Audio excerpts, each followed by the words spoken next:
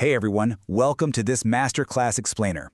I'm Harshal, and today we're targeting one of the absolute biggest headaches in revenue cycle management, overcoming CO97 global surgical package denials.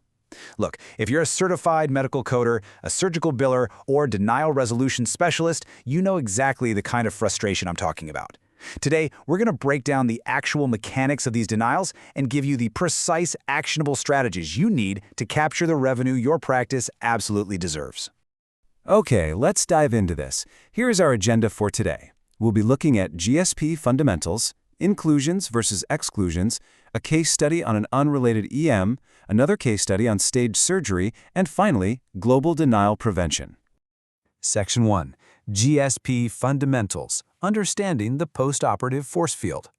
I actually really like to think of the global surgical package as this invisible postoperative force field. See, adjudication engines at the payer level are explicitly programmed to spot any secondary service that gets billed during a set window of time.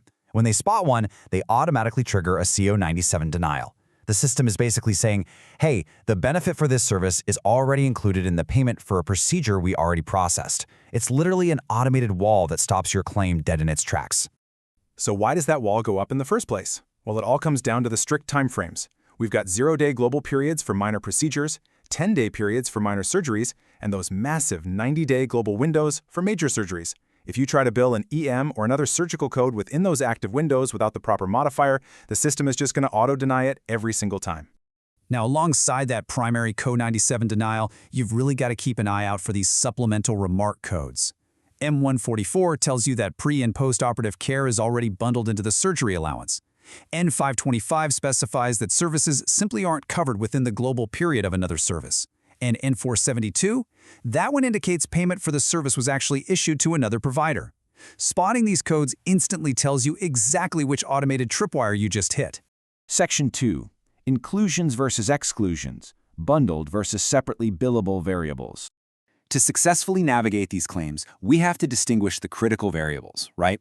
What is permanently locked into that global payment, and what can you legally unbundle? You really need a rapid mental model for this. Your included or bundled services cover things like pre-op visits the day before a major surgery, routine pain management, taking out stitches, or urinary catheter removals.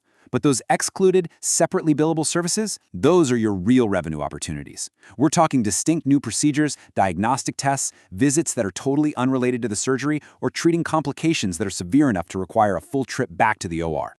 So how do we actually communicate those exclusions to the payer? We use specific CPT modifiers. These are basically your keys to overriding those adjudication engines. Modifier 57 is for that initial evaluation deciding on a major surgery. 25 is for a significant separate EM on the same day as a minor procedure. 24 handles unrelated EMs during the post-op period. Then, for the surgical side, we've got 58 for staged or more extensive procedures, 78 for an unplanned return to the OR, and 79 for a completely unrelated procedure during the post-op window. Oh, and don't forget FT for critical care, that's unrelated to the surgery. Section 3. Case study. Unrelated EM. Overriding the 90-day window. Let's see how this builds from just theory into practical, real-world application. Say the provider bills an established visit, CPT 99214, for an anal fistula. Almost immediately, the payer slaps it with a CO97 denial. So you dig into the account for discovery and realize, wait a second, exactly 41 bays have elapsed in a 90-day window. Turns out, the patient had a CPT 4480 and enterolysis for adhesions performed by the exact same provider just over a month ago. And here's the real-world stake for just this single EM line item, $375. If you just shrug and accept that automated denial as a contractual write-off, you are literally leaving that money on the table.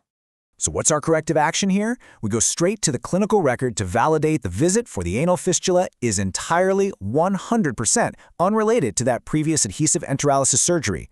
Because it's an unrelated EM visit happening during an active 90-day post-op period, we just append modifier 24 to CPT 99214 and refile the claim to completely bypass that automated denial.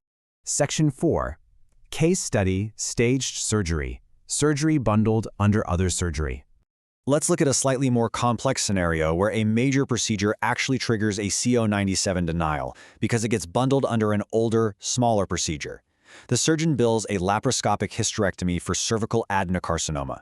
It processes as primary, but then gets fully adjusted under CO 97, paying absolute zero.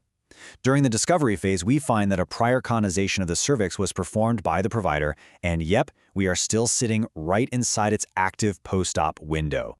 Now, what's really interesting here is the massive revenue impact. That is $1,290 adjusted to zero. We're talking over $1,000 lost just to a simple modifier omission on the front end. To fix this one, we need definitive proof, so we dive into the clinical record and pull the pathology notes.